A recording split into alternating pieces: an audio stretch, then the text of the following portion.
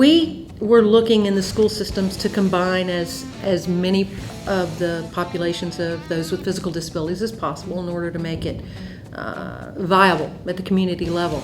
And wheelchair football was a sport that was being played sort of as an intramural at some colleges and some other things. And Ron Likens, who was who was our training director at the time, and also his extensive background with the NWBA, we asked him if he could develop a bona fide interscholastic sport called wheelchair football for us, along with the coaches that we already had trained.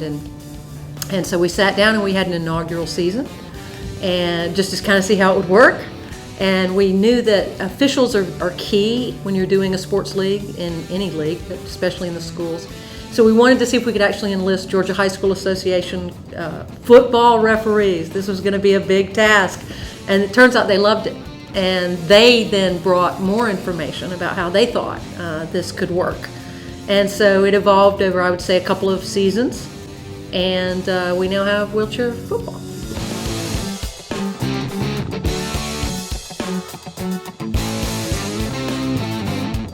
It is very much like able-bodied football.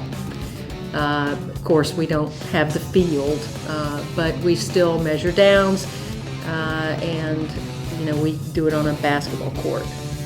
It's basically the same as regular football. You have a line of scrimmage, 3 people on the line. You have 6 players per team on the field. 2-hand touch, they're playing chairs. There are some children that are able to play in power chairs, and they have to touch with one hand, in part of the chair. They play 2 30-minute running halves, running clock. The only real difference is the power chairs, they don't have to catch the ball. As long as it hits the chairs, it catch. Just like high school football, they have the line of scrimmage. When they send people in motion, they have to become set. They send more than 2 people in motion. They have to become set for a second before they snap it. When you fumble the ball, it's dead right there. Because No fumbles. There's no onside kicks and kickoffs. Once the ball's there, it's theirs. You can't fake any punts, any kicks, or anything like that. And on 4th down, we asked them to declare, are you going to punt or are you going for the first down? The point system is 6 for a touchdown. The power chairs have to score a touchdown. Just their front casters have to touch the goal line for a touchdown with possession of the ball, but the main chairs have to actually have the ball across the goal line playing for a score. PAT is a little different because they do that from the bar says from the top of the key, and it has to go over the backboard of the goalpost and has to stay inside the backboard. They can attempt a field goal from any part of the court as long as they have the arm to reach it. They have to let us know. You can't fake it. You tell we're going for 1 or we're going for 2. And it has all the basic penalties, the offsides, encroachment, holding. Except holding is not with your hands.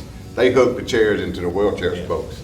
Personal fouls, if they're going to tag someone and they hit exceptionally hard with a chair, the side you hear a real loud bang, usually that's ramming.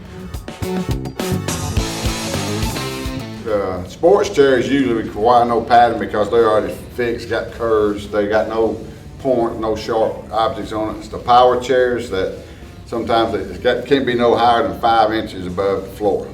If it's 5 inches, because some of them they can't get down because of the disability. You're right. So they have to have padding all the way down to cover it, and it's got the sharp edges on the edges because that's just to protect the other players. Don't want them to hurt their legs, hurt their feet, get caught in the spokes and all that. And then on the back of the chairs, you got the handles if they don't have the stobs in it, rubber caps on it. Got parts that stick out that maybe adjust the headrest that's rough. You got to put anything that can hurt somebody. It's got to be coated or covered with some type of protective material. So Probably the number one thing that most people use is they just use the regular old pool noodles you can get from the store because they usually slide right over the handles or parts, and they just tape it right on, and that works good. All kids have to have a strap behind their Achilles to keep their feet from and then there's some we have to put across because of their disability. Spasms. Their foot will come out and it could get caught between chairs.